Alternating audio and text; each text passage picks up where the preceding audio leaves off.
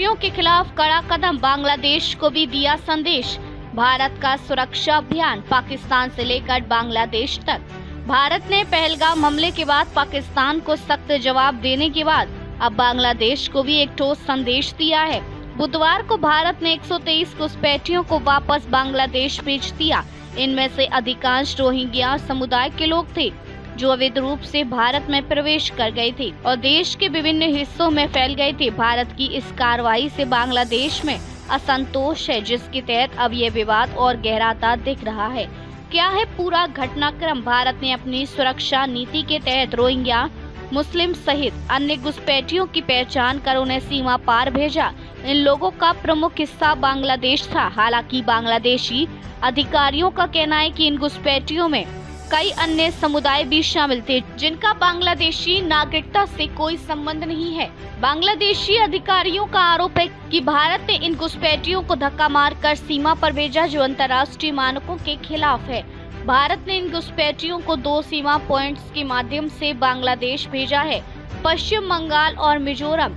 इन इलाकों में बांग्लादेशी घुसपैठियों की संख्या लगातार बढ़ रही है, जो भारतीय समाज और सुरक्षा पर एक बड़ा दबाव बना रही है। बांग्लादेशी अधिकारियों की प्रतिक्रिया।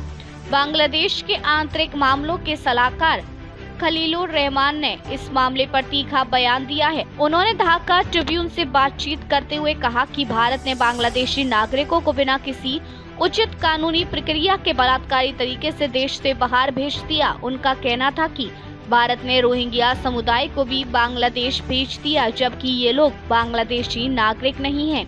भारत ने बिना पहचान जांचे उन्हें जबरन सीमा पार भेज दिया। खलीलुर रहमान का आरोप था कि यह कदम बांग्लादेश के अंतर्राष्ट्रीय मानवाधिकार मानकों का उल्लंघन है, क्योंकि इन लोगों को भारत में ठहरने का कोई कानूनी अधिकार नहीं था और न ही बांग्लादेश की सीमा पर इन्हें वापसी का कोई स्थायी समाधान था। उन्होंने यह भी कहा कि बांग्लादेश सरकार की ओर से कानूनी कदम उठाए जाएंगे। भारत का सुरक्षा दृष्टिकोण और रणनीति। भारत में घुसपैठ के खिलाफ लगातार सख्त कदम उठाए जा रहे हैं, जो अब केवल बांग्लादेशी घुसपैठियों तक सीमित नहीं है, बल्कि रोहिंग्या समुदाय के लोगों की पहचान भी इस सुरक्षा अभियान में शामिल की गई है। भारत के केंद्रीय गृह राज्य मंत्री नित्यानंद राय ने संसद में बताया कि 1 जनवरी 2024 से लेकर 31 जनवरी 2025 तक भारतीय सीमा सुरक्षा बल BSF ने 2601 बांग्लादेशी घुसपैठियों को पकड़ा है। इन घुसपैठियों की पहचान मुख्य रूप से पश्चिम बंगाल और असम के इलाकों से की गई है, जहां बांग्लादेशी नागरिकों की संख्या में तेजी से वृद्धि हो रही है। मिजोरम, मेघालय और नागालैंड जैसे राज्यों में भी बांग्लादेशी घुसपैठ की घटनाएं लगातार बढ़ रही हैं, जिससे स्थानीय समुदाय और सरकार दोनों के लिए समस्या बन गई है।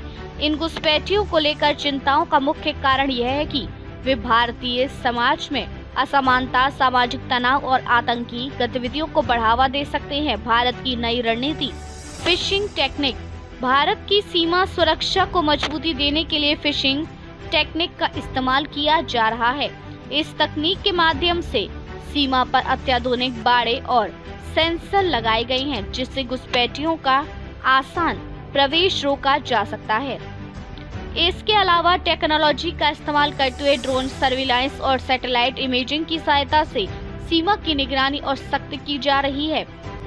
भारत बांग्लादेश संबंधों पर असर। भारत और बांग्लादेश के संबंध ऐतिहासिक रूप से मजबूत रहे हैं, लेकिन इस घुसपैठ मुद्दे ने दोनों देशों के बीच सुरक्षा और राजनीतिक तनाव को बढ़ा दिया है।